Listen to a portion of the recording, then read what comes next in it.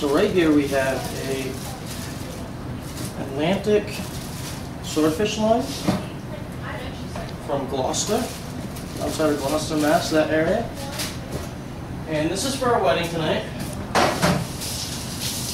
We're doing a green tea scented roasted swordfish loin. And now I'm basically going to clean up the loin, portion it out, make a slice to take off this excess tendons and such. Making long, not choppy cuts, long cuts so they fall nice and even. And then we're going to remove the bloodline. It's right here in the center. Bloodline isn't very desirable to most people.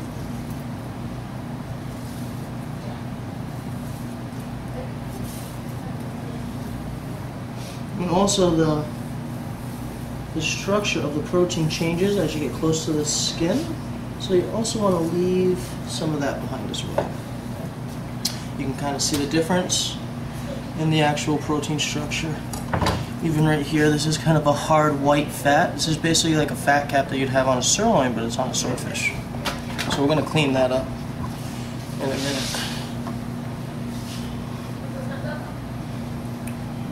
Always want to make sure you keep your knife hand dry and the handle of your knife is dry so you don't slip.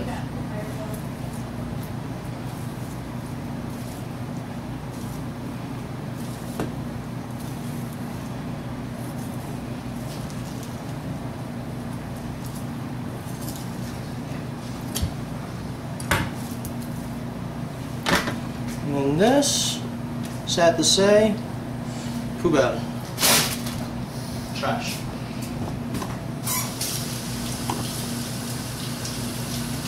Dealing with whatever you're dealing with, whether it be fish or meat, vegetables, you always want to keep your work surface very clean, especially the skin on the board gets really dirty, so you want to make sure it's just give it a good wipe down. So now I'm going to take this and we're going to clean that up, that fat that I was talking about earlier. And the same thing, nice long cuts.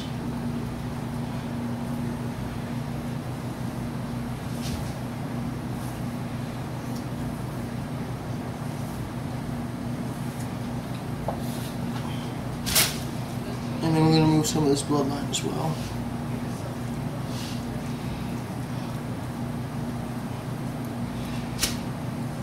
So it all depends on what you're serving that evening and how you're serving your fish is basically primarily how you're going to butcher your fish. So right now I'm going to make a cross-section cut and cut this loin right in half.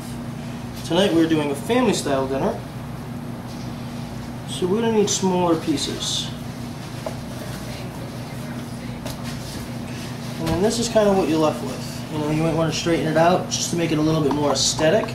There is a little waste when you do straighten things out and make it more aesthetically appealing and more even for cooking. If I didn't do that, like on this piece right here, by the time this is cooked, this piece would be overcooked. So what I'm going to do is I'm just going to take this off in a circular motion. I'm going to basically round that out.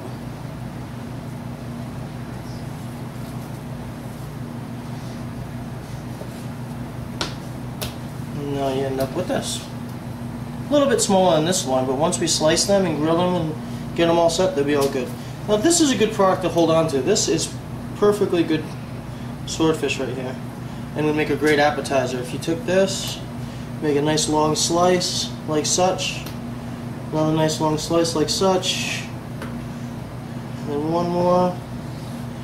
This would be a great tempura, which is basically a tempura flour. It's a rice flour base that you'd basically dredge, and it's a deep fried item.